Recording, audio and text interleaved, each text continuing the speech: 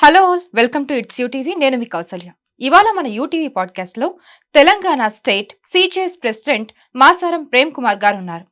ఇప్పుడు మన తెలంగాణ వ్యాప్తంగా 175 ఇంజనీరింగ్ కాలేజీలుంటే దాంట్లో 42 కాలేజీలు రూల్స్ని ఉల్లంఘించాయంటూ వాటి మీద ఫిర్యాదు చేశారు. అలాగే హైయర్ ఎడ్యుకేషన్ కౌన్సిల్కి అండ్ అలాగే స్టేట్ గవర్నమెంట్కి ఆయన ఫిర్యాదు చేయడం జరిగింది. వాళ్ళు రూల్స్ని ఉల్లంఘించారని. సో ఇప్పుడు 42 కాలేజీల మీద, ఇంజనీరింగ్ కాలేజీల మీద స్టేట్ గవర్నమెంట్ కానివ్వండి, లేదంటే హైయర్ ఎడ్యుకేషన్ కౌన్సిల్ కానివ్వండి, ఎలాంటి చర్యలు తీసుకోబోతుంది, అసలు వాళ్ళు ఉల్లంఘించిన రూల్స్ ఏంటి అది తెలుసుకుందాం. నమస్తే అండి. నమస్తే అండి. బాగున్నారా? బాగున్నా అండి. మీరు? ముందుగా యూటీవీ యాజమాన్యానికి ఈ కార్యక్రమాన్ని తెలంగాణ రాష్ట్ర వ్యాప్తంగా ప్రజలకు అందిస్తున్నటువంటి మంచి కార్యక్రమానికి ప్రత్యేకంగా మీకు ధన్యవాదాలు. అండ్ మేనేజ్మెంట్‌కి కూడా ధన్యవాదాలు. యాహ్! మీరన్న పాయింట్ ఏంటంటే 175 కాలేజీలు తెలంగాణలో ఉంటే, అవును. 175 కాలేజీల్లో ఓన్లీ 42 కాలేజీలకు మాత్రమే మేము వాటిపైన మాత్రమే కంప్లెయింట్ చేయడం జరిగింది. ఎగ్జాక్ట్‌లీ. ఎందుకు కంప్లెయింట్ చేయాల్సిన అవసరం ఏమొచ్చిందంటే, AICTE All India Council for Technical Education అని హుహు. యూజీసీ అండర్‌లో ఉంటది. అది ఢిల్లీలో ఉంటది. హ్మ్. ఏఐసిటికి ఇక్కడ ఉన్నటువంటి ఇంజినీరింగ్ కాలేజీలు ఏదైనా ఒక కాలేజ్ పెట్టాలనుకున్నప్పుడు వాళ్ళు అప్లై చేసుకునేటప్పుడు ఒక రిపోర్ట్ ఇస్తారు. ఓకే. ఏఐసిటికి వీళ్ళు ఏమని అప్లై చేసుకుంటారంటే, మా దగ్గర సఫిషియెంట్ ఫ్యాకల్టీ ఉన్నారు, హ్మ్. సఫిషియెంట్ నాన్ టీచింగ్ ఉన్నారు, సఫిషియెంట్ టీచింగ్ ఉన్నారు, మా దగ్గర విద్యార్థులు ఉన్నారు, పర్ఫెక్ట్ అటెండెన్స్ ఉందని కంప్లీట్‌గా దాదాపు ఒక 20-30 పాయింట్ల వరకు హ్మ్. అన్నీ సఫిషియెంట్‌గా ఉందని చెప్పేసి ఏఐసిటికి ఓకే. వీళ్ళు ఒక అప్లికేషన్ పెట్టుకుంటారు. అప్లికేషన్‌లో కూడా రిపోర్ట్ పంపిస్తారు. ఏఐసిటి ఇక్కడ వచ్చి ఇన్స్పెక్షన్ చేయదు. ఆన్ పేపర్ ఏదైతే ఉంటదో, ఆ ఆన్ పేపర్ మాత్రమే ఏఐసిటి చూసి హ్మ్. వీళ్ళకి పర్మిషన్ ఇస్తది. ఓకే. ఎవరికి? ఇంజినీరింగ్ కాలేజీలో. ఓకే. తెలంగాణలో ఉన్నటువంటి అన్ని ఇంజినీరింగ్ కాలేజెస్‌కి. సో, నేను రేజ్ చేసిన పాయింట్ ఏంటంటే, ఏఐసిటికి మీరు ఎప్పుడైతే ఏ ఏ సందర్భంలో అయితే మీరు అప్లికేషన్ పెట్టుకున్నారో, మీరప్పుడు ఏమేమి అప్లికేషన్స్ ఫుల్‌ఫిల్ చేశారని మేము అందులో మెన్షన్ చేశారో, ఆ నిబంధనలన్నిటిని వయోలేట్ చేస్తూ ఇక్కడ మీరు రన్ చేస్తుర్రు కాలేజీ అని చెప్పి నేను తెలంగాణ స్టేట్ కౌన్సిల్‌కి అండ్ రేవంత్ రెడ్డి గారికి కూడా ప్రత్యేకంగా కంప్లెయింట్ పెట్టడం జరిగింది. ఓకే. సో మీరు 42 ఇంజినీరింగ్ కాలేజ్‌లు అని చెప్తున్నారు. యాహ్! సో రూల్స్‌ని వయోలేట్ చేసిందే అని చెప్తున్నారు. యెస్. అసలు మీకెలా తెలిసింది 42 కాలేజ్‌లు రూల్స్‌ని వయోలేట్ చేశాయని? అయ్ అది కూడా పర్టిక్యులర్‌గా ఈ కాలేజే ఇలా చేసిందని చెప్పి మీరు ప్రత్యేకంగా అక్కడ ప్రత్యక్షంగా వెళ్లి చూసారా? లేదంటే మీకు ఎవరైనా సమాచారం ఇచ్చారా? ఎలా జరిగింది ఇది? Telangana government hire education council, హ్మ్. కౌన్సిల్‌కి చైర్మన్, వైస్ చైర్మన్‌లను నియమించారు. ఓకే. ఒక 6 మంత్స్ బ్యాక్. హుహు. అందులో వైస్ చైర్మన్ హ్మ్. ఎవరైతే ప్రధానంగా ఉన్నటువంటి ఇటికాల పురుషోత్తం గారని, ప్రొఫెసర్ ఇటికాల పురుషోత్తం గారు, ఆయన సీఎం రేవంత్ రెడ్డి గారు కూడా చాలా దగ్గర ఓకే. నమ్మకమైన వ్యక్తి. ఓకే. ఆయన వైస్ చైర్మన్‌గా ఉండి హ్మ్. అఫీషియల్‌గా ఒక 6 మంత్స్ బ్యాక్ అసలు ఏం జరుగుతుంది ఈ కాలేజీలని ఇన్స్‌పెక్షన్‌కెళ్ళలేదు. ఓకే. ఏం జరుగుతుందో చూద్దామని ఆయనకున్న ఆ పవర్స్ తోటి ఎళ్ళాడు. జస్ట్ క్యాజువల్‌గా ఎళ్ళాడు. హుహు. గట్కేసర్‌లో ఉన్నటువంటి కాలేజీలకు ఆయన వెళ్ళినప్పుడు హైదరాబాద్ సరౌండింగ్‌లో ఉన్నటువంటి సమ్ ఇంజినీరింగ్ కాలేజెస్‌కి, సమ్ ఎంబీఏ కాలేజెస్‌కి, ఫార్మసీ కాలేజీలకి జస్ట్ విజిట్ చేయడానికెళ్ళాడు. ఓకే. Not inspection. ఓకే. ఆయన వెళ్ళినప్పుడు అక్కడ జరిగిన సంఘటనలేందంటే, హుహు. ప్రతి ఇంజినీరింగ్ కాలేజ్ ఆయన చూసిన దాదాపు ఒక 10, 20 కాలేజీలు తిరిగితే ప్రతి దాదాపు 10, 15 కాలేజీలు తాళాలేసున్నాయండి. కాలేజీలు తాళాలేసున్నాయి. బట్ తాళాలేసున్నాయి. రన్ అయినట్టుగా ఆ! ఉంది బయట మాత్రం. తాళాలేసున్నాయి. ఈయన హ్మ్. వెళ్లి సడెన్‌గా ఎళ్లి అక్కడ చూస్తే పరిస్థితి హ్మ్. అన్ని కాలేజీలకు తాళాలేసున్నాయి. ఎంబీఏ కాలేజీలకు తాళాలేసున్నాయి. హుహు. అక్కడ ఉన్న స్టాఫ్ ఎవరో తెలుసా అండి? ఒక హ్మ్. అటెండర్, ఒక కంప్యూటర్ ఆపరేటర్. ఓకే. వీళ్ళు ఏఐసిటికి అప్లై చేసుకునేటప్పుడు ఏం పెడతారు? మా దగ్గర సపోజ్ 1000 మంది స్టూడెంట్స్ ఉన్నారనుకోండి. హ్మ్. ఏదో ఒక కాలేజీలో. 1000 మంది స్టూడెంట్స్‌కి ప్రతి 20 మందికి ఒక ఫ్యాకల్టీ ఉండాలి. హ్మ్. 1000 మంది స్టూడెంట్స్ అంటే దాదాపు 50 మంది ఉండాలి. ఓకే. 50 మంది ఫస్ట్ ఇయర్‌కే. మరి second year, third year, fourth year అంటే ఒక 4000 మంది స్టూడెంట్స్ ఉంటే ఒక ఇంజినీరింగ్ కాలేజీలో 200 మంది ఫ్యాకల్టీ ఉండాలి. అవును. మన దరిద్రం ఏందంటే నేను చెప్పలే ఇది. ఓకే. నేను చెప్పిన తర్వాత సంగతి. హుహు. స్వయంగా ప్రభుత్వ తెలంగాణ హైర్ ఎడ్యుకేషన్ కౌన్సిల్ హ్మ్. వైస్ చైర్మన్ స్వయంగా వెళ్తే హ్మ్. బయటపడ్డ నిజాలేంటంటే హ్మ్. కంప్యూటర్ ఆపరేటరు, హ్మ్. ఒక అటెండరు, హ్మ్. ఇద్దరు ఊడ్చేవాళ్ళు. హుహు. ఇద్దరు పని వాళ్ళున్నారు. తప్ప ఇంకా ఎవడు లేడు అంకుల్. ఓకే. వాళ్ళు రిపోర్ట్ రాసుకొచ్చి స్వయంగా హ్మ్. వైస్ చైర్మన్ రిపోర్ట్ రాసుకొచ్చి గవర్నమెంట్‌కి రాశారు. ఓకే. ఇది నేను చెప్పుడు కాదు. Hmm. Higher education council vice chairman చెప్పారు స్వయంగా. ఓకే. అట్లాంటి పరిస్థితి. సో అలాంటి పరిస్థితి ఉన్నప్పుడు ఇమ్మీడియేట్ గా యాక్షన్ తీసుకునే అవకాశం కూడా ఉంటుంది. Yes. ఎందుకంటే ప్రత్యేకించి వైస్ చైర్మన్ స్టేజ్ లో ఉన్న వ్యక్తి డైరెక్ట్ గా వెళ్లి చూసినప్పుడు, అవును. తాళాలు వేసినప్పుడు, సో వీళ్ళు పర్మిషన్స్ ఏదైతే కావాలంటే దానికి ఒక లిస్ట్ తయారు చేసి ఇచ్చుంటారు. ఎస్ కనీసం అక్కడ తాళాలు వేసున్న సిచ్యువేషన్ ఉన్నప్పుడు గవర్నమెంట్ కి ఫిర్యాదు చేసినప్పుడు గవర్నమెంట్ కూడా యాక్షన్ తీసుకుంటుంది ఎస్ కదా ఇప్పుడు వెంటనే. గవర్నమెంట్ అదే సీరియస్నెస్ లో ఉంది. యాక్చువల్గా వాళ్ళు రిపోర్ట్ రాసుకొచ్చారు అతను. ఉమ్, రిపోర్ట్ రాసుకొచ్చి హైయర్ ఎడ్యుకేషన్ కౌన్సిల్ చైర్మన్ కి Hmm. అండ్ తెలంగాణ గవర్నమెంట్ కి ఓకే రేవంత్ రెడ్డి గారు కూడా దాన్ని పంపించారు. ఓకే పంపించినప్పుడు దాంట్లో విస్తుపోయే నిజాలు ఏంటంటే Hmm. మేనేజ్మెంట్ ఎంత దిగజారిపోయారంటే అక్కడ వెళ్ళినప్పుడు స్టాఫ్ లేరు కదా, అవును. స్టూడెంట్స్ లేరు కదా, అవును. కాలేజ్ తాళాలు వేసి ఉన్నాయి కదా, వీళ్ళు నెక్స్ట్ డేనే మేనేజ్మెంట్స్ ఒక రిపోర్ట్ తీసుకొచ్చారు. ఉహుం. హైలైట్ ఏంటంటే హైయర్ ఎడ్యుకేషన్ కౌన్సిల్ చైర్మన్ దగ్గరికి తీసుకొచ్చి ఆ రిపోర్ట్లో ఏం రాశారు, అటెండెన్స్ నిన్న కూడా పిల్లలు వచ్చారు, నిన్న కూడా తరగతులు జరిగినాయని చెప్పేసి ఫేక్ అటెండెన్స్ క్రియేట్ చేసుకొని వచ్చారు.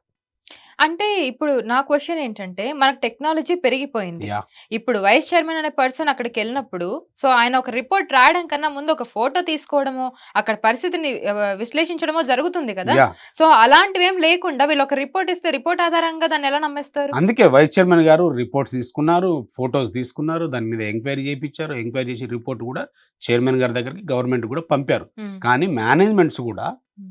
గవర్నమెంట్ మీద బాగా ఒత్తిడి తీసుకొస్తున్నారు. ఓకే కానీ నేను నమ్ముతున్నా ఏంటంటే Hmm. తెలంగాణ ముఖ్యమంత్రి గారు రేవంత్ రెడ్డి గారు Hmm. స్టార్టింగ్ గవర్నమెంట్లో ఫామ్ చేసినప్పుడు ఏమైతే హామీలు ఇచ్చారో, Hmm. ఎడ్యుకేషన్ సిస్టమ్ ఎలా అయితే మార్చాలనుకున్నారో, Hmm. ఇప్పుడు మనం చూస్తున్నాం స్కిల్ యూనివర్సిటీ అని, స్పోర్ట్స్ యూనివర్సిటీ అని ఇలాంటివి తీసుకొస్తున్నారు కదా. విద్యా వ్యవస్థను మార్చాలని ఆయన దృఢమైన సంకల్పం ఉంది. ఓకే బట్ అధికారులు మీరు ఐఏఎస్ల ఒక మీటింగ్లో ముఖ్యమంత్రి గారు అన్న మాట ఏంటంటే, మీరు గ్రౌండ్కి వెళ్ళండి, ఉమ్, మీరు ఫీల్డ్లోకి వెళ్ళండి, మీరు ఏసీ రూమ్లలో కూర్చోవద్దని చెప్పి ఐఏఎస్లో కూడా ఆదేశించాడు. అవును విద్యా వ్యవస్థను మారుద్దామని చెప్పాడు. మరి ఇలాంటి అధికారులు, ఇలాంటి ఐఏఎస్లు, ఇలాంటి దొంగలు ఎందుకు వెళ్ళరండి? ఫీల్డ్లోకి ఎందుకు వెళ్ళరు? ఒక్క వైస్ చైర్మన్ ఇటుకాల పురుషోత్తం గారు వెళ్తే ఉమ్, ఆయన మీద దుమ్మెత్తి పోశారు మేనేజ్మెంట్స్ అంతా. ఉమ్, లీగల్ ఒపీనియన్ తీసుకున్నారు. ఈయన ఎట్లా వస్తారు, యూనివర్సిటీస్కి రావాలి కదా ఎంక్వైరీ, కానీ ఈయన ఎందుకు వచ్చాడని. ఉమ్, మరి ఇలాంటి ఫీల్డ్లోకి వెళ్ళకుండా 10 సంవత్సరాల నుంచి ఏ ఒక్కరు కూడా వైస్ చైర్మన్ కానీ చైర్మన్ కానీ Hmm. ఎప్పుడన్నా అలాంటి కాలేజీలకు వెళ్ళి ఎంక్వైరీ చేశారా సడన్ ఇన్స్పెక్షన్? ఉమ్. ఒక్కసారి ఈయన ఛార్జ్ తీసుకున్న ఇమ్మీడియట్లీ ఈయన ఒక్కసారి ఇన్స్పెక్షన్కి వెళ్తే ఆయన మీద రకరకాలైన ఆరోపణలు, రకరకాలుగా ఒత్తిళ్లు, ఓకే ఇలాంటి దుర్మార్గం ఉంది. సో నా క్వశ్చన్ ఏంటంటే ఈ 42 ఇంజనీరింగ్ కాలేజీలు కూడా ఎప్పటి నుండి ఇలాంటి రూల్ ని వైలేట్ చేస్తూ దాదాపు వస్తున్నాయి? 10 ఇయర్స్ నుంచి అండి, 10 ఇయర్స్ నుండి. దాదాపు 10 ఇయర్స్ నుంచి ఓన్లీ ఫీజు రియంబర్స్మెంట్ మాత్రమే తీసుకుంటున్నారు. ఇప్పుడు నాకు ఒక విషయం అర్థం కాదు. ఫీజ్ రియంబర్స్మెంట్ అంటే గవర్నమెంట్ కే కదా నష్టం. ఇప్పుడు కాలేజీలు రన్ అవ్వకుండా గవర్నమెంట్ తరపు నుండి ఫీజ్ రియంబర్స్మెంట్ అందుకే తీసుకుంటే వాళ్ళకే కదా నష్టం. మేము డిమాండ్ చేసింది కూడా నా కంప్లైంట్లు అదే. ఉమ్, కాలేజీలు ఎక్కడ చెప్పట్లేదు, పాఠాలు చెప్పట్లేదు, ఉమ్, తరగతులు చెప్పట్లేదు, ఉమ్, స్టాఫ్ లేరు, ఫ్యాకల్టీ లేదు, నాన్ టీచింగ్ లేదు, టీచింగ్ లేదు. Hmm. ఎందుకు రియంబర్స్మెంట్ ఇస్తారు? ఈ కాలేజీలో మూసివేయని చెప్పి నా కంప్లైంట్లో నేను పెట్టింది. మీరు 10 సంవత్సరాలుగా మీకు ఈ విషయం తెలుసుంటే గనక 10 సంవత్సరాలుగా మీరు ఫిర్యాదు చేయలేదా? ఇప్పుడు ఏమని- బయటకు వచ్చారు. నేను యాక్చువల్గా 10 ఇయర్స్ కదండి, ఇప్పుడు అది మొదటి నుంచి మొత్తుకుంటున్నారు ఈ కంప్లైంట్. ఓకే గత ప్రభుత్వాలు ఎందుకు నిర్లక్ష్యం చేసినాయో ఆ విషయాలకు నేను వెళ్ళట్లే. ఆ విషయాలకు నేను వెళ్ళకుండా Hmm. ఈ ప్రభుత్వం అంటే నేను ముఖ్యమంత్రి గారి మాటలు, వాళ్ళు తీసుకున్న నిర్ణయాలు, వాళ్ళు తీసుకున్న కమిట్మెంట్ నేను ఓకే నమ్మి దీని మీద చర్యలు తీసుకుంటారని మ్మ్. నేను అంటే ఒక అంటే దృఢమైన ఒక విశ్వాసంతో నేను కంప్లైంట్ పెట్టిన. ఆ కంప్లైంట్ పెట్టగానే నాకు మీడియా కూడా సహకరించింది. మ్మ్. మీడియా కూడా దాదాపు నీకు ఆదాబు న్యూస్ ఛానల్ కానీ, లేదంటే స్వేచ్ఛ దినపత్రికలు కానీ, మ్మ్. దిశ దినపత్రికలు కానీ మ్మ్. చాలా పెద్ద ఎత్తున రాశారు. జస్ట్ మీరు 2 days బ్యాక్ చూస్తే ఈనాడులో కూడా మ్మ్. అధ్యాపకులు లేరు, విద్యార్థులు లేరు అవును అనే ఒక పెద్ద శీర్షిక వచ్చింది, అవును. Banner item. అవును. అంటే ఇట్లాంటి పరిస్థితి ఉంది, వీటికి ఎట్టి పరిస్థితుల్లో గవర్నమెంట్ నుంచి రియంబర్స్మెంట్ ఇవ్వద్దు, మ్మ్. వీళ్ళని ఉపేక్షించొద్దు, వీటిపైన కఠినమైన చర్యలు తీసుకోవాలని చెప్తే మ్మ్. హైయర్ ఎడ్యుకేషన్ స్టేట్ కౌన్సిలే స్వయంగా గవర్నమెంట్ స్పందించింది. ఓ, నైస్. నిన్న JNTU రిజిస్టార్కి, ఉస్మానియా రిజిస్టార్లకి ఓకే. లెటర్ రాసింది. మ్మ్. ఈ 42 కాలేజీల పైన ఎంక్వైరీ చేసి విచారణ చేపట్టి ఆ ఓకే. రిపోర్ట్ విత్ ఇన్ 1 weekలో రిపోర్ట్ సబ్మిట్ చేయమని చెప్పి మ్మ్. గవర్నమెంట్ వెరీ సీరియస్గా ఆర్డర్ పాస్ చేసింది. సో మీరు ఎప్పుడు ఫిర్యాదు చేయడం జరిగింది గవర్నమెంట్? మేము దాదాపు మార్చిలో చేశామండి, ఓకే. మార్చిలో సో చేశాం. స్పీడ్ గానే యాక్షన్ ఉందని యా అనుకోవచ్చా? ఇప్పటి వరకు అయితే నేను బిలీవ్ చేస్తున్నా మ్మ్. చాలా స్పీడ్గా స్పందించారు. మ్మ్. సో మేనేజ్మెంట్స్ గవర్నమెంట్ల పైన ఎలాంటి ఒత్తిడి తీసుకొచ్చి ఎక్కడ ఏమన్నా దీన్ని ప్రెజరైజ్ చేయగలుగుతారా, లేకపోతే దీన్ని ఇన్ఫ్లుయెన్స్ చేయగలుగుతారా అనేది చూడాలి. ఓకే. సో మీరు అన్నారు 10 years గా జరిగింది, నేను ఫిర్యాదు చేయడం కూడా జరిగిందని. మీరు గతంలో ఎప్పుడు ఫిర్యాదు చేయడం జరిగింది? లాస్ట్ ఒక 4 ఇయర్స్ బ్యాక్ కూడా చేశాం. ఓకే. దీని మీద స్పందన లేదు. స్పందన లేదు. లేదు. మేనేజ్మెంట్స్ కూడా గవర్నమెంట్ తోటి బాగా టైప్ అయ్యారు. ఓకే. మేనేజ్మెంట్స్ కూడా బాగా గవర్నమెంట్‌కి సహకరించారు. గవర్నమెంట్ కూడా అట్ ద సేమ్ టైమ్ అలాంటి సిట్యుయేషన్‌లో ఉన్నది. హుహు. సో, దాన్ని మనము రేజ్ చేయలేం గనుక అనవసరంగా అన్నెసెసరీ మాటలు ఎందుకు మాట్లాడాలనుకోని నేను కూడా దాన్ని పట్టించుకోలే. ఓకే. ఈ గవర్నమెంట్‌లో నేను అనుకున్నది ఏందంటే హుహు. మేబీ చూద్దాం ఈ గవర్నమెంట్‌లో ఎలాంటి యాక్షన్ ఉండబోతుందని. హుహు. ఇప్పుడు ఎందుకంటే వైస్ చైర్మన్ ఇంతవరకు ఎవరు కూడా ఇన్స్‌పెక్షన్‌కి వెళ్ళిన దాఖలాలు లేవు. హుహు. ఫస్ట్ టైమ్ చార్జ్ తీసుకున్నప్పుడే ఓకే. వైస్ చైర్మన్ గారు ఫస్ట్ టైమ్ అక్కడికెళ్ళి ఇన్స్‌పెక్ట్ చేయడం అనేది నేను ఈ గవర్నమెంట్‌లో చూశాను. ఓకే. సో, ఇంతకుముందు మీకు ఎప్పుడు లేదు. నమ్మకం ఉంది. నమ్మకం ఉంది. ఓకే. సో, డూ సంథింగ్ అని. ఓకే.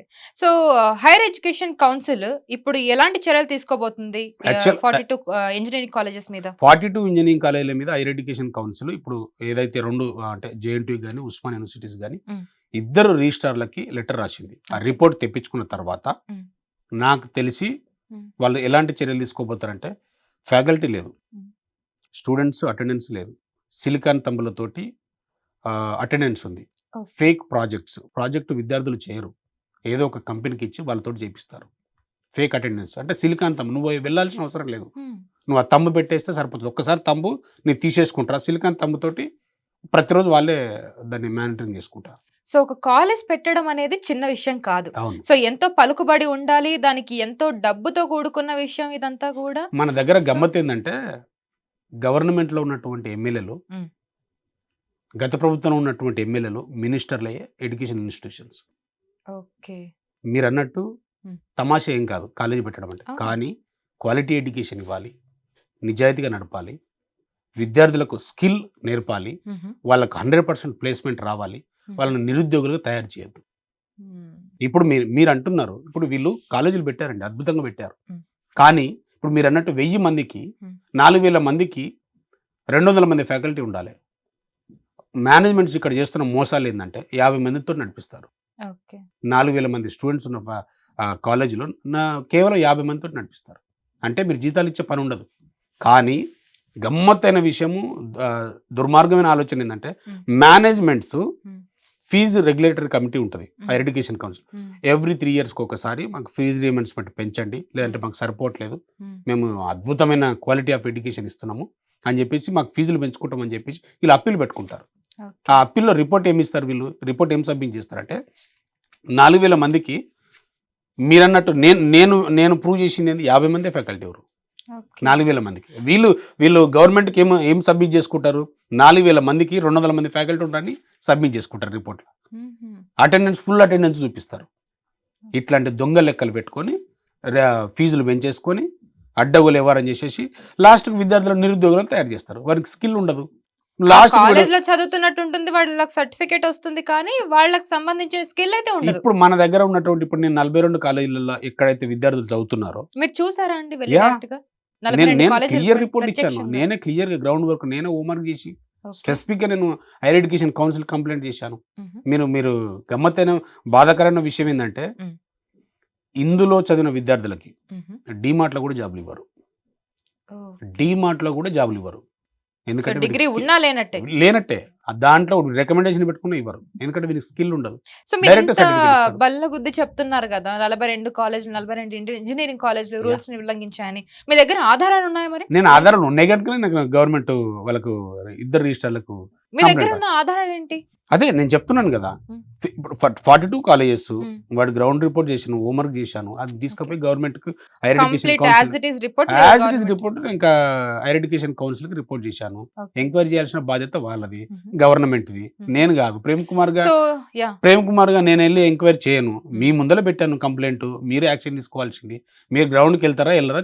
మీ ఇష్టం అది. ఓకే. ఫీల్డ్‌లోకెళ్తారా? వాళ్ళతోటి కాంప్రమైజ్ అవుతారా? మీ కర్మ. హుహు. ఎవడికి నష్టం? ప్రేమ్ కుమార్‌కి ఏం నష్టం లేదు. హుహు. కానీ ఇక్కడ జరుగుతున్న అన్యాయం ఏందంటే విద్యార్థులు నష్టపోతున్నారు. ఓకే. విద్యార్థులు నష్టపోతున్నారు. విద్యార్థులకు ఇప్పుడు చూడండి మీరు ఏ కాలేజీకి పోండి హ్మ్. 100% ప్లేస్‌మెంట్ అంటాడు. హుహు. స్వయంగా స్టేట్ కౌన్సిల్ చెప్పుకొచ్చిందేంది? హ్మ్. Higher education chairman last time press meet పెట్టి చెప్పిందేంది? 45% కూడా హ్మ్. 45% కూడా ప్లేస్‌మెంట్స్ అవుతలేయంట. ఓకే. గమ్మత్తేందంటే సీఎస్ కంప్యూటర్ సైన్స్ చదివినోడికి 20,000 15,000కు జాబులు జాయిన్ అవుతున్నారు. అదా అండి మన దగ్గర ఉండే స్కిల్స్? అదా మనకు నేర్పించేది కాలేజెస్? ఇంత దుర్మార్గమా? సో ఈ కాలేజెస్ అన్నీ కూడా ఎక్కడెక్కడ ఉన్నాయండి? అసలు మెయిన్‌గా దాదాపు సిటీ సరౌండింగ్స్. సిటీలోనే. రంగారెడ్డి గాని, మేడ్చల్, హైదరాబాద్‌లో ఆహా! ఎగ్జాక్ట్‌లీ సిటీ సరౌండింగ్స్ సో మొత్తం ఈ ఇందులో కాలేజెస్ ఉన్నాయి. ప్రముఖంగా చెప్పుకునే కాలేజీలు గూడా ఉన్నాయా? ప్రముఖంగా చెప్పుకున్న కాలేజీలు అంటే ఇంకోటి పాయింట్ ఏంటంటే, హ్మ్. రెండో పాయింట్ ఏంటంటే, హ్మ్. ఇదొకటి అంటే ఇన్‌ఫ్రాస్ట్రక్చర్ పక్కన పెడితే, హ్మ్. నువ్వు ఏ కాలేజీ తీసుకున్నా లాబొరేటరీ ఉండదు. ఓకే. లైబ్రరీస్ ఉండవు. హ్మ్. ఇన్‌ఫ్రాస్ట్రక్చర్ సరిగ్గా ఉండదు. ఫ్యాకల్టీ ఉండదు. విద్యార్థులు ఉండరు. పైగా హ్మ్. టాప్ 10 కాలేజీలు అనుకున్న కొన్ని కాలేజీలు ఉన్నాయి మన దగ్గర. హ్మ్. 15 లక్షలండి డొనేషన్. డొనేషన్ తీసుకొని మరి ఏమి తీసుకొని సీట్లు లేకుండా. ఇస్తున్నారు. ఛ! 15,00,000 రూపాయలు డొనేషన్ తీసుకుంటారు. హుహు. ఇంత దుర్మార్గం ఏమైనా ఉంటది ఇంకా? ఎవడికి చట్టం మీద గౌరవం ఉంది? ఎవడికి జీవోల మీద గౌరవం ఉంది? ఎవడికి బాధ్యత ఉంది? ఇప్పుడు ఎడ్యుకేషన్ ఇన్‌స్టిట్యూషన్స్ అనేది హ్మ్. Non profitable organisations. అవును. అంటే 95% నువ్వు సర్వీస్ జేసి, 5% మాత్రమే నువ్వు బతకడానికి తీసుకోవాలి. హ్మ్. ఇప్పుడు ఆపోజిట్ ఏంటంటే 95% సంపాదించుకొని, అవును. ఆ 5% కూడా సర్వీస్ కింద చూపెట్టట్లే. ఓన్లీ పేపర్స్ మీద చూపిస్తున్నారు. మేము ఇంతమందికి ఫ్రీ ఎడ్యుకేషన్ ఇస్తున్నాము. మేము ఇంతమందికి సర్వీస్ చేస్తున్నాం అని చెప్పి. ఓన్లీ పేపరే. సో ఇలా చేయడం వల్ల లాభపడే వాళ్ళెవరు? లాభపడేది మేనేజ్మెంట్స్. మేనేజ్మెంట్ మాత్రమే. మేనేజ్మెంట్స్ లాభపడి మినిస్టర్‌లు గావచ్చు, ఎమ్మెల్యేలు గావచ్చు, హ్మ్. ఎంపీలు గావచ్చు హ్మ్. మన దగ్గర. ఓకే. అది. సో వాళ్ళ ఎవరిని సహకారం దోసుకోవాలంటే కూడా ఉంటుంది. తెలంగాణలో ఉన్నటువంటి ప్రజలను దోసుకుంటే, హ్మ్. విద్యార్థులను దోసుకుంటే, తల్లిదండ్రులను దోసుకుంటే, రేపు ఎలక్షన్‌లో డబ్బులు పెట్టొచ్చు. ఎమ్మెల్యేలు గావచ్చు, ఎంపీలు గావచ్చు. ఇంకోటండి, హ్మ్. పహల్గామ్‌లో జరిగినటువంటి ఏదైతే టెర్రరిస్టులు ఉగ్రదాడి. అటాక్ చేశారో, హ్మ్. వాళ్ళు 3 ఏళ్లకోసారి, 2 ఏళ్లకోసారి వస్తారు ఆ టెర్రరిస్టులు. హ్మ్. మన దగ్గర ఉన్నటువంటి టెర్రరిస్టులు మామూలు టెర్రరిస్టులు గాదు. హ్మ్. ఎడ్యుకేషన్ టెర్రరిస్టులు. వీళ్ళు హ్మ్. డైలీ టెర్రరిస్టులు. హ్మ్. రక్తాన్ని తాగుతున్నారు వీళ్ళు. నిజంగానే. డైలీ తాగుతున్నారు రక్తాన్ని.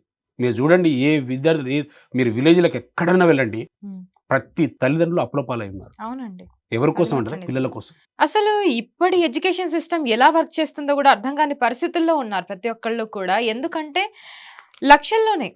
మనం నర్సరీ కిడ్‌ని తీసుకున్నా, స్కూల్‌కెళ్ళే పిల్లల్ని తీసుకున్నా, ఎవరిని తీసుకున్నా లక్షల నుండే స్టార్ట్ అవుతుంది అవును. మాట్లాడితే. అవును. 60,000 లక్ష అనే దగ్గర నుండి. అవును. అసలు మామూలుగా మేము చదువుకునే రోజుల్లో, లేదంటే మా ముందు వాళ్ళు చదువుకునే రోజుల్లో అయితే వేలల్లో అయిపోయేది. మేబీ ఎంబీబీఎస్‌లు చదవాలన్నా, లేదంటే ఇంజినీరింగ్ అవును. చదవాలన్నా యాహ్! కూడా వేలల్లో అయ్యేది మేబీ. అవును. అవును. ఇప్పుడు అలా లేదు. అవును. లక్షల్లోనే మాట్లాడుతున్నారు. అవును. సో మీరు చెప్పండి అసలు ఎడ్యుకేషన్ అనేది ఒక బిజినెస్ అయిపోయింది. అవును. ఇప్పుడు మీరన్నారు గదా!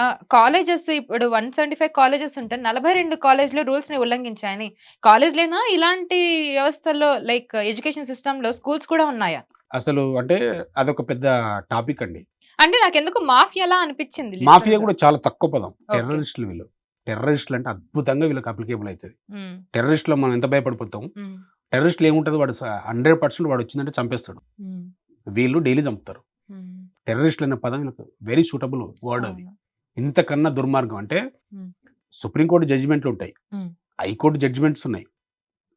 కొన్ని వందల జడ్జిమెంట్స్ ఉన్నాయి. హ్మ్. డొనేషన్స్ తీసుకోవద్దని. మీరన్నారు స్కూల్ ఎడ్యుకేషన్‌ల. స్కూల్ ఎడ్యుకేషన్ మీద ఎవడికి గౌరవం ఉంది? ఎన్‌సీఈఆర్‌టీ నార్మ్స్ ఎవడన్నా ఫాలో అవుతాడా? ఎస్సీఈఆర్‌టీ నార్మ్స్ ఎవడన్నా ఫాలో అవుతాడా? ఎడ్యుకేషన్ సిస్టమ్ అంటే రైట్ టు ఎడ్యుకేషన్ యాక్ట్ ఎవడన్నా ఫాలో అయితుండా? అసలు గమ్మత్తేందంటే ఫీజు నియంత్రణ కమిషన్ తీసుకొచ్చారు మొన్న హ్మ్. తెలంగాణ గవర్నమెంట్. హ్మ్. ఆ కమిషన్ ఇంకా ఇంప్లిమెంట్ కాలేదు. హ్మ్. So, right to education act అని ఉంటది. స్కూల్ ఎడ్యుకేషన్‌లో కనీసం 25% మందికి పేద విద్యార్థులకు ఫ్రీ ఇవ్వాలండి ఎడ్యుకేషన్. Every school. ఓకే. అది మేము చేయలేమని చెప్పి తేల్చి చెప్పారు మేనేజ్మెంట్స్. ఓకే. అంటే ఇవ్వాల్సింది కూడా మేము ఇవ్వలేమని చెప్తున్నారు. మేనేజ్మెంట్ ఇంత తెగించిన తర్వాత ఇంకెవడికి గౌరవం ఉంది?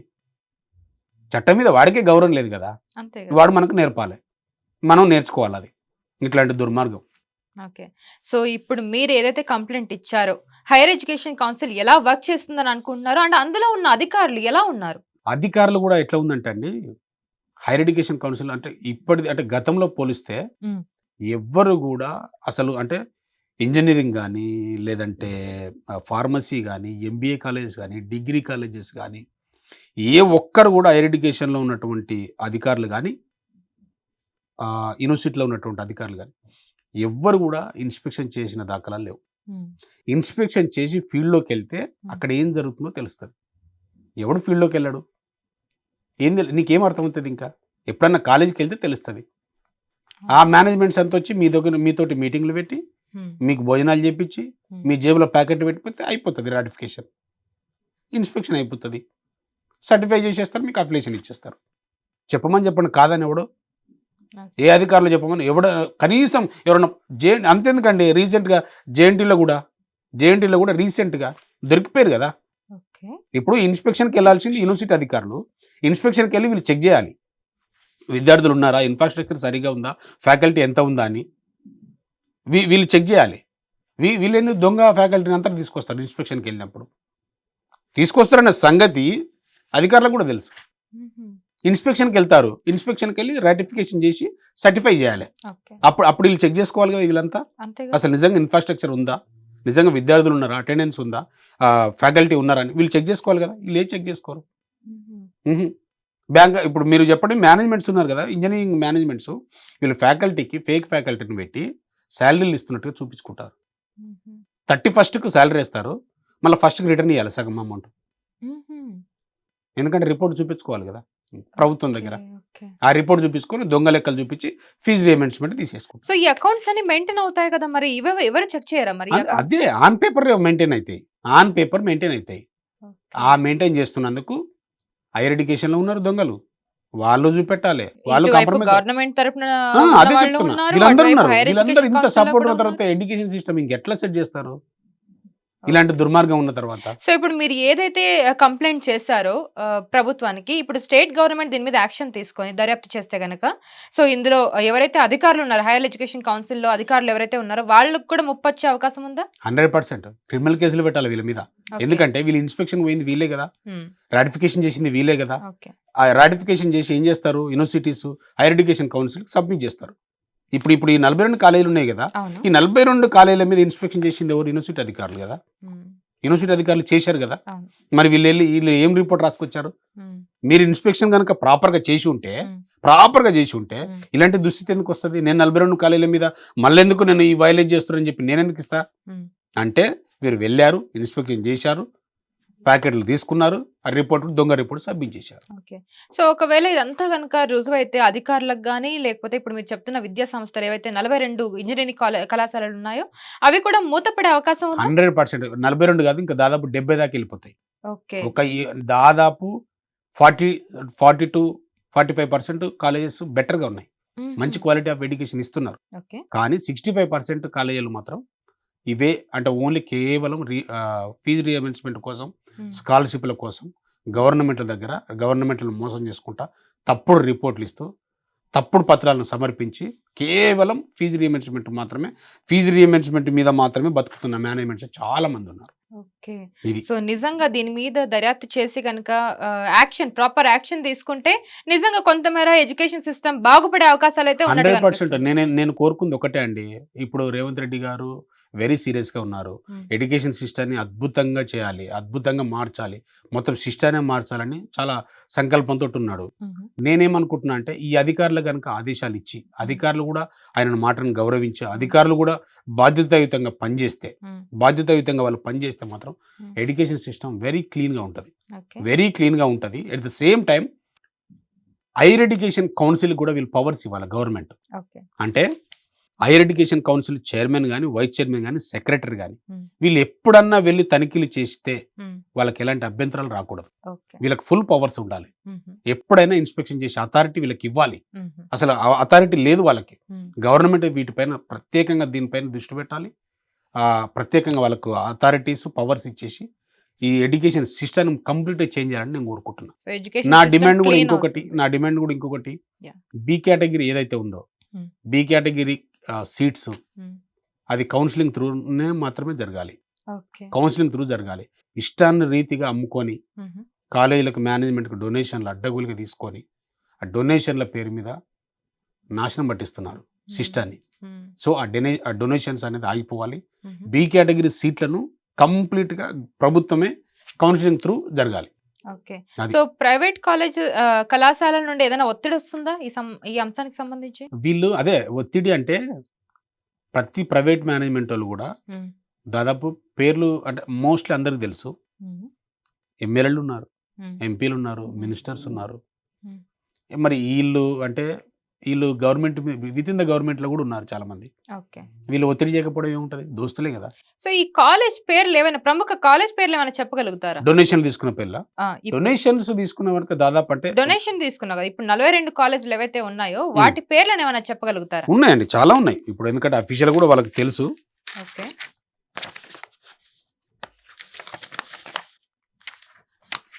ఇప్పుడు అంటే డొనేషన్స్ అంటే అధికంగా తీసుకున్న డొనేషన్ తీసుకున్నటువంటి కాలేజీలు అయితే Hmm. Chaitanya Bharathi institute, CBIT, మీరు Okay. చూసుకుంటే ఓ, చాలా పాపులర్. అవును, సిబిఐటి.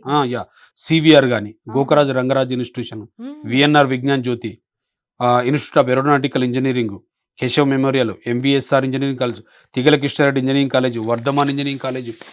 అంటే ఇవన్నీ ఏంటి, మా మాతృశ్రీ, శ్రీనిధి, వాసవి, బీవీఆర్ఐటి, సిద్ధార్థ, ఇవన్నీ అంటే చాలా ఇట్లా చెప్పుకుంటా పోతే దాదాపు అంటే వీళ్ళందరూ డొనేషన్లు తీసుకుంటోలే. ఓకే. వీళ్ళందరూ డొనేషన్ తీసుకుంటోలే. వీళ్ళ గుండె మీద చేసుకొని చెప్పమండి, వీళ్ళు బయటికి రమ్మని చెప్పండి, మేము డొనేషన్ తీసుకోవట్లేదని చెప్పి అందరికీ తెలుసండి. ఇప్పుడు సివిఆర్ ఇంజనీరింగ్ కాలేజ్ ఉందండి ఇబ్రహీంపట్నం దగ్గర. వాళ్ళ డొనేషన్ ఏ రకంగా తీసుకుంటారు, గేట్ బయట పెట్టి విద్యార్థులను తల్లిదండ్రులు ఓన్లీ లోపలికి ఎంటర్ చేసుకొని ఫోన్లను అలౌ చేయకుండా వాళ్ళ డొనేషన్ రిసిప్ట్లు రాసేస్తారు, 5,000 రాస్తారు. అంటే డొనేషన్ సపోజ్ ఇప్పుడు మెకానికల్ ఉందనుకోండి బ్రాంచ్, మెకానికల్ బ్రాంచ్ కి డొనేషన్ ఒక 5 లక్షలు అనుకుందాం ఫర్ ఎగ్జాంపుల్. 5,000 రాస్తారు చిట్టు మీద. 5,000 మీన్స్ 5 లక్షలు అది డొనేషన్. అంటే ఇప్పుడు అలా రాస్తే పేరెంట్స్ కి తెలియకుండా అయితే ఉండరు కదా, పేరెంట్స్ వాళ్ళు కి ఫిర్యాదు తెలుసు, చేయరా? పేరెంట్స్ కి తెలుసు, ఆ. పేరెంట్స్ తెలుసు. ఎవడు అడగాలి, అడిగితే ఎవడు గవర్నమెంట్ ఎవడు యాక్షన్ తీసుకుంటాడు? తీసుకెళ్ళడం మానిటరింగ్ కానీ- లేదు కదండి, మానిటరింగ్ లేదు కదా. ఓకే. విద్యార్థులు తల్లిదండ్రులు మాత్రం ఎవరికి చెప్పాలి? ఉమ్. ఎవరైనా తల్లిదండ్రులు ఏముంటది, అరే నా పిల్లల్ని మంచి చదివిపియాలి, ప్రతి ఒక్కరికి ఆశ ఉంటుంది. పోనీ దాని మీద ఇప్పుడు డొనేషన్ తీసుకుంటారు సార్ అని అంటే ఇమ్మీడియట్లో పోయి చర్యలు తీసుకుని అది సీజ్ చేసేటోడు కూడా ఎవరు లేడు ఈడ. సో అందుకని వాళ్ళు కూడా ఎవరికి చెప్పరు. ఇది అంటే తల్లిదండ్రులకు బాధ్యత ఉండాలి, ఓకే. మేనేజ్మెంట్స్కు బాధ్యత ఉండాలి, అట్ ద సేమ్ టైం గవర్నమెంట్కి కూడా బాధ్యత ఉండాలి. ఈ సిస్టమ్ని ఫాలో అయినప్పుడు అప్పుడు క్లీన్ ఎడ్యుకేషన్ సిస్టమ్ అనేది ఉంటుంది. సో ఈ కాలేజెస్ మీద మీరు కంప్లైంట్ చేశారు కదా, యా, సో ఈ కాలేజీల తరపు నుండి మీకు కాల్స్ రావడం కానీ, హెచ్చరికలు రావడం కానీ, లేదంటే మాట్లాడదాం, కలిసి మాట్లాడి చర్చిద్దాం వస్తాయండి. ఇప్పుడు కాదు, చాలా అంటే రకరకాలుగా మేనేజ్మెంట్ నుంచి ఒత్తిడిలు వస్తాయి. రకరకాల ఇన్ఫ్లుయెన్స్ చేసే వాళ్ళు ఉన్నారు, మాట్లాడే వాళ్ళు ఉన్నారు. తలొగ్గితే 100% వాళ్ళు వెల్కమ్ చెప్తారు, తలొగ్గకపోతే పట్టించుకోరు. మాకెందుకు కాల్ చేసి, ఎవరికైనా కాల్ చేసి మాట్లాడుకుందాం, సెటిల్మెంట్ చేసుకుందాం. ఎంతమంది సెటిల్మెంట్ చేయలేదు, నేను ఎంత వాళ్ళకి వచ్చే మంది సెటిల్మెంట్ చేశారు. ఇప్పటికి 100 మంది విద్యార్థి సంఘాలు ఉన్నాయి, 100 మంది విద్యార్థి సంఘాలు వాళ్ళ దగ్గర డబ్బులు తీసుకుంటే ఉన్నారు. ఎవరు తీసుకోవట్లేదు, ఎవరు ఫండింగ్ తీసుకోవట్లేదు. అందుకే ఎవరు కొట్లాడు, ఎవరికి ఏమి ఇంట్రెస్ట్ ఉండదు. ఎందుకంటే ఎవ్రీ ఇయర్ ఫండింగ్ తీసుకుంటారు కదా, ఎవ్రీ ఇయర్ ఫండింగ్ తీసుకుంటారు. సీజన్ రాగానే, ఇప్పుడు కౌన్సిలింగ్ సీజన్ రాగానే ఇమ్మీడియట్లీ పోతారు, డొనేషన్ల పేరు మీద బలలు గుద్దుతారు, బలలు భయపెట్టిస్తారు. వాళ్ళు భయపెట్టగానే వాడు ఏదో ఒక రకంగా కాంప్రమైజ్ చేస్తారు. 100 మంది తెలుసు నాకు నాకు ఫ్రెండ్స్ ఉన్నారు. నా ఫ్రెండ్స్ కూడా చాలా మంది తెచ్చుకునే వాళ్ళు కూడా ఉన్నారు, ఫండింగ్ తెచ్చుకునే వాళ్ళు ఉన్నారు, ఫండింగ్ ఇచ్చే వాళ్ళు కూడా ఉన్నారు. అంటే వాళ్ళకి ఏంటంటే అంటే ఇట్లా ఎప్పుడు ఎంటర్ కాలే 42 కాలే, అంటే ఇంత సీరియస్గా ఎప్పుడు తీసుకోలే. అంటే ఈ సీరియస్నెస్ అనేది ఫస్ట్ టైం. ఓకే. సో ఇప్పుడు వీటి మీద ఏదో ఒక యాక్షన్ తీసుకునే వరకు పోరాటం మాత్రం ఆగదు. 100% తీసుకుంటారు. గవర్నమెంట్ కూడా కమిట్మెంట్ ఉందని నేను నమ్ముతున్నా. At the same time higher education council కూడా అలాంటి పవర్స్ ఇవ్వాలి. యూనివర్సిటీల్లో అన్నటువంటి అధికారులు కానీ, కోర్టులు కూడా వీటిపైన చాలా అంటే బాధ్యతాయుతంగా ఉంటే మంచిదని నేను ఆశపడుతున్నాను. Okay. Thank you Prem Kumar garu. So మీరు నిజంగానే చాలా జెన్యున్ గా వీటి మీద పోరాటం చేస్తున్నారు. నిజంగానే ఇలా చేస్తే కనుక, వీటి మీద ప్రభుత్వాలు చర్యలు తీసుకుంటే కనుక ఒక క్లీన్ ఎడ్యుకేషన్ సిస్టమ్ అయితే బిల్డ్ చేసినట్టుగా తెలుస్తుంది. అండ్ ఫర్దర్ గా కూడా ఇలాంటివి జరగకుండా కాపాడిన వాళ్ళం అయితే అవుతాం అని తెలుస్తుంది. Thank you so much for the information. Yeah, చూసారు కదండి, ఇది వాటి మన యూటీవీ పాడ్కాస్ట్. మరొక మంచి పాడ్కాస్ట్ తో మళ్ళీ మీ ముందు ఉంటాను. Thank you so much for watching and keep watching UTV for more updates.